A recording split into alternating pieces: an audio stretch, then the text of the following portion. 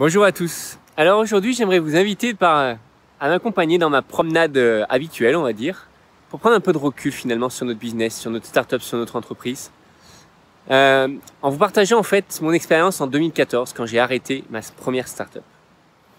Alors à l'époque, quand on a vraiment pris la décision, quand j'ai pris la décision d'arrêter l'entreprise, j'étais au European Innovation Academy, un accélérateur de start-up. Ça avait lieu à Nice.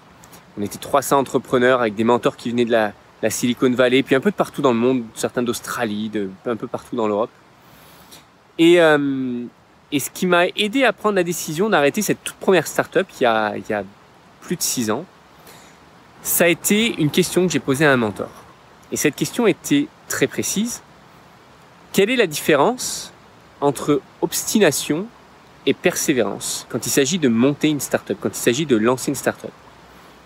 Parce que finalement, quand on crée une entreprise, et particulièrement une start-up, quelque chose qui est innovant, quelque chose qui n'a peut-être pas été fait ou qui a un différenciant important, eh ben, c'est compliqué de savoir s'il faut de la persévérance ou si finalement on s'obstine à faire quelque chose qui n'aboutira jamais à un vrai business et qui ne sera jamais scalable et qui ne sera pas forcément viable.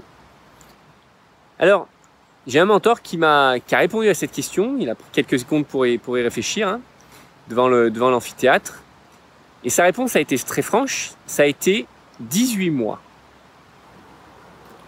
18 mois, c'est le temps qu'il faut pour savoir si oui ou non vous avez un positionnement qui plaît et qui est monétisable.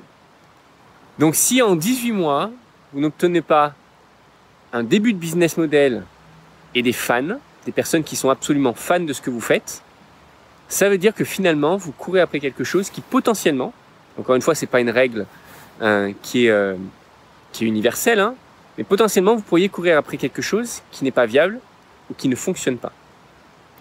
Voilà, j'avais envie de vous partager cette expérience parce que pour moi, à l'époque où j'ai posé cette question, ça faisait 19 mois que je bossais à plein temps sur mon projet de start-up. Donc ça a été finalement la réponse qu'il me fallait pour avoir le courage de dire à mes associés, personnellement j'arrête, mais si vous voulez continuer, je vous laisse toutes mes parts de la société pour 1 euro. Ça a été mon discours. Bon, finalement, aucun d'eux n'a voulu continuer également. Mais c'est important à un moment donné de prendre le temps de recul. Et c'est aussi important, c'est pour ça d'ailleurs que j'aime bien sortir et prendre l'air, c'est important de se donner du temps et de réfléchir finalement à toutes nos actions, à notre plan d'action. Parce que je parle beaucoup d'efficacité, je parle beaucoup de productivité, mais la productivité l'efficacité ne peut être là que si on a les bonnes actions. Donc c'est bien de consacrer peut-être 10 à 20% de son temps à se poser les bonnes questions, savoir si on avance dans la bonne direction, si on s'entoure des bonnes personnes, si on prend les bonnes décisions. Voilà, j'espère que ça pourra vous aider, que ça pourra peut-être un peu vous inspirer dans les décisions que vous avez à prendre dans votre quotidien. Prenez le temps d'aller prendre l'air, aller dans la nature ou dans un endroit qui vous inspire et posez les questions aux personnes qui sont pertinentes, qui l'ont déjà fait, qui ont déjà eu ce type de challenge, qui ont déjà surmonté les challenges que vous avez actuellement.